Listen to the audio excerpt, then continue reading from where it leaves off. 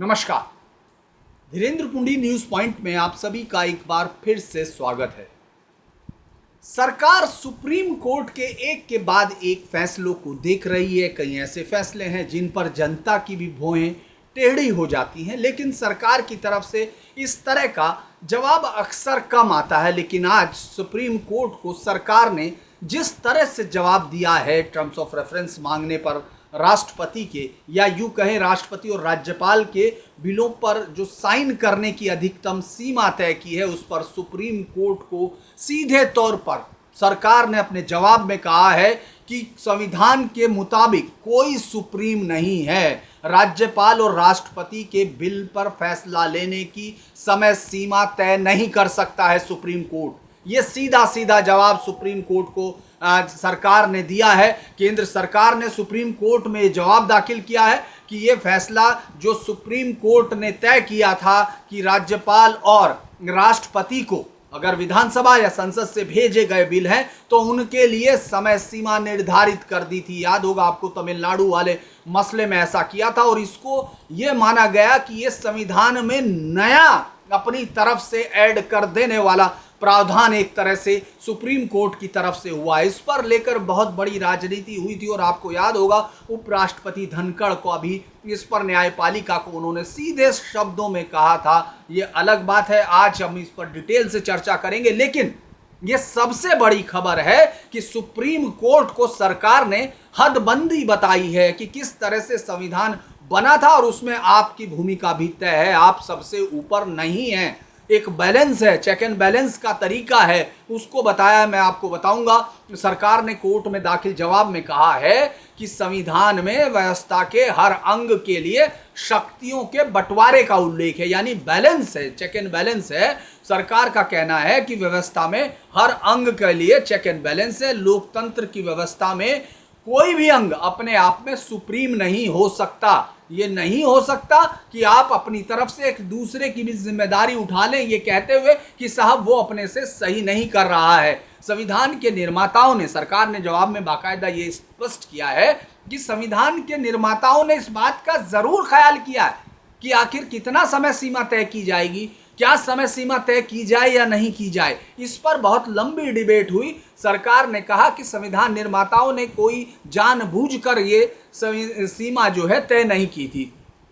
सरकार का जवाब कहता है कि राष्ट्रपति और राज्यपाल के संवैधानिक अधिकार कार्यपालिका के दायरे में आते हैं, जैसे और जो संविधान के दूसरे अंग जैसे कि न्यायपालिका ही है वो इसमें दखल नहीं दे सकते। आर्टिकल 200 के तहत बिल पर फैसला लेने के राज्यपाल के अधिकार की न्यायिक समीक्षा नहीं हो सकती है। ये जो फैसला है ये बहुत दूर तक जाएगा। सरकार का ये स्टैंड है और ये स्टैंड बताता है कि केंद्र सरकार बिल्कुल पूरी तरह से ये जानती है कि उसको अपने अधिकारों की रक्षा, खास तौर से जो संविधान की रक्षा है, ये उसके अधिकार से ज़्यादा राष्ट्रपति और राज्यपाल के अधिकार हैं, उनकी रक्षा है। उन्होंने कहा कि आर्टिकल 200 के तहत जब किसी की बिल को राज्यपाल को भेजा दिया जाता है तो राज्यपाल के पास जो विकल्प मौजूद है उन पर अगर बात की जाए तो वह विकल्प है कि या तो वो बिल को मंजूरी दे दे, या मंजूरी देने से इनकार कर दे, या बिल को वापस कर दे।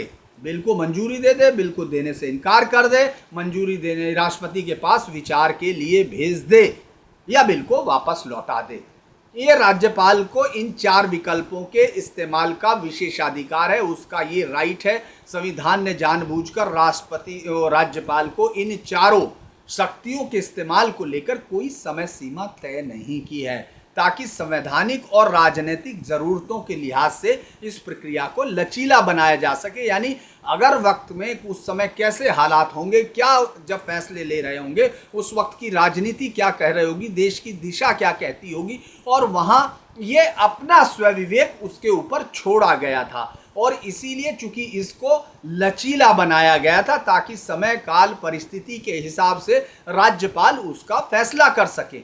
ये बात बिल्कुल साफ तौर पर की गई थी अगर हम इसको बात करते हैं, और इसीलिए अपनी तरफ से कोर्ट कोई समय सीमा तय नहीं कर सकता, कोई समय सीमा तय करने का तरीका भी नहीं बता सकता। यह संविधान निर्माताओं के भावना के खिलाफ होगा जो उन्होंने तय किया, जिस तरह से संविधान को लिखते वक्त ये सोचा गया।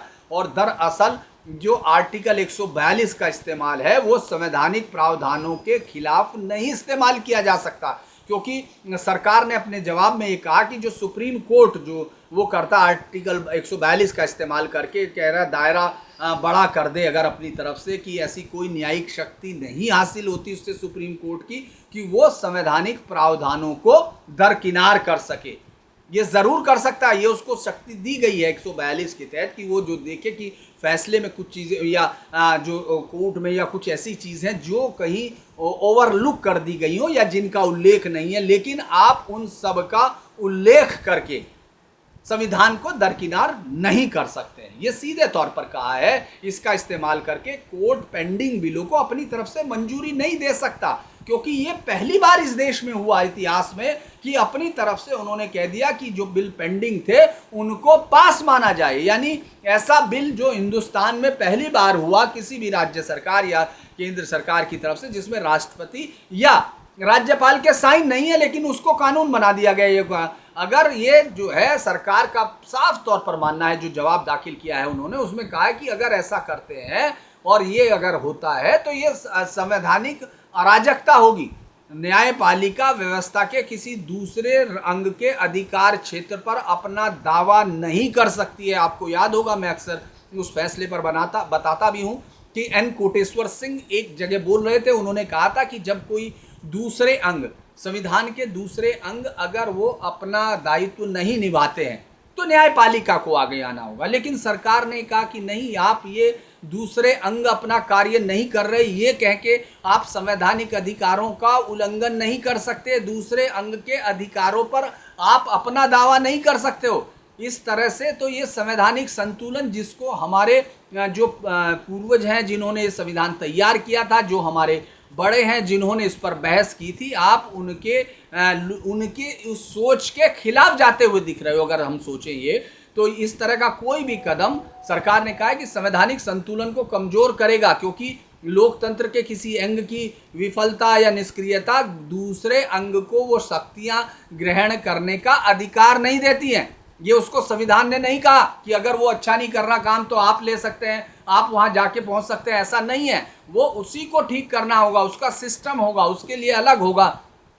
तो लोकतंत्र के अगर एक अंग को दूसरे की अगर इजाजत दे दी जाए तो ये न्यायिक अव्यवस्था होगी। अगर आप इसको ये देख लें कि क्या कोई शख्स ये कह सकता है कि सुप्रीम कोर्ट में इतने दिन तक मामले पेंडिंग पड़े हैं तो क्या सरकार उसमें अपनी तरफ से कोई पहल कर सकती है क्या?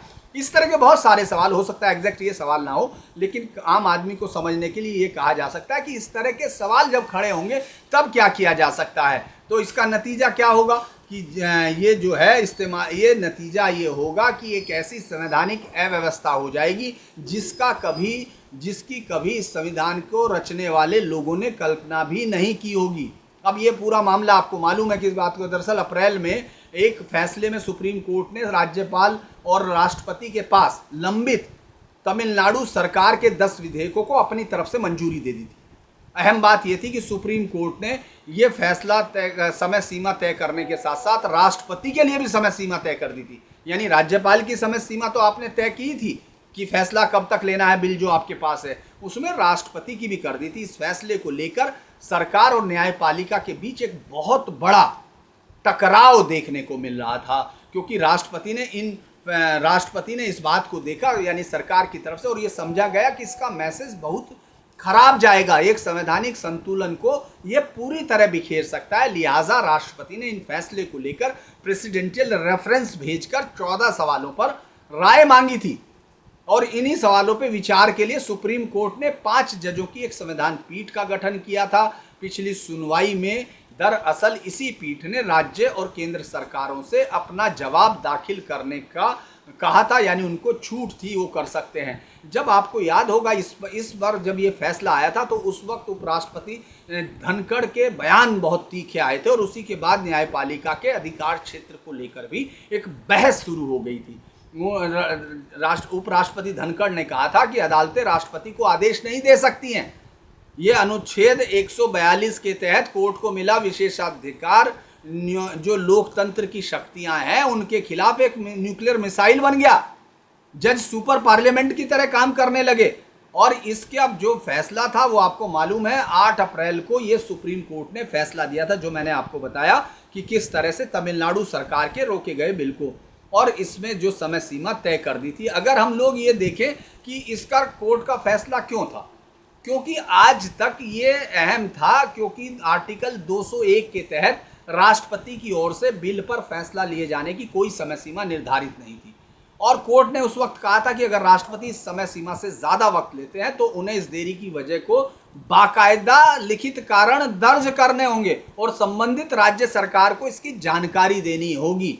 और इसी तरह से अगर राज्यपाल की तरफ से भेजे गए बिल पर राष्ट्रपति 3 महीने की समय सीमा में कोई एक्शन नहीं लेते हैं तो राज्य सरकार को इसके खिलाफ कोर्ट में याचिका दायर करने का अधिकार है। कोर्ट ने कहा था उस वक्त कि जो राष्ट्रपति की तरफ है, जो गवर्नर की तरह राष्ट्रपति के पास भी एब्सोल्यूट वीटो नहीं है, वो किसी भी बिल को अनिश्चित काल यानी एक अपनी मर्जी से इतने लंबे समय के साथ नहीं लटका सकते। आर्टिकल 201 के तहत उसके पास 2 विकल्प है।